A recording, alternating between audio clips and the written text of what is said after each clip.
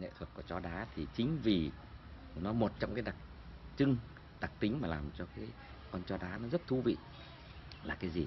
Là bởi vì là cái con chó đá thì cái tạo hình của nó rất đơn giản thôi. Nó chỉ có một khúc đá, có cái to, cái bé, cái nhỏ, cái lớn, có cái cầu kỳ, nhưng mà thường là những cái hòn đá để mà tạo con chó đó nó cũng là cái phiến đá rất là bình dị. Và nó thú vị một cái là cái cái nhìn những cái con chó đá đấy nó không có một cái con nào nó giống con nào hết. Bởi vì sao nó lại như thế? Bởi vì như ban nãy tôi nói, nó có cái quan hệ mật thiết với chủ. Thế thì chủ làm sao chó làm vậy, mà chó thế nào thì chủ như thế. Thế có những cái nhà người ta giàu có, cái người chủ giàu có thì những cái con chó đá nó to, nó ăn mặc thêm những cái thứ trang trí khác lên trên người, những khánh, những vòng, những cái rồi những cái hoa văn họa tiết nó cũng cầu kỳ, nó cũng sang trọng.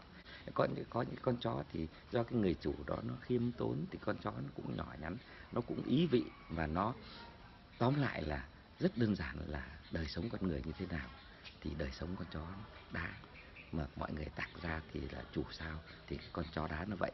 Chính vì thế nên nó tạo ra là hàng nghìn, hàng vạn, thậm chí hàng triệu con chó đá, thì không có một con chó nào giống con chó nào, bởi vì cũng không có một người nào giống người nào cả, thì con chó nó cũng như vậy thôi.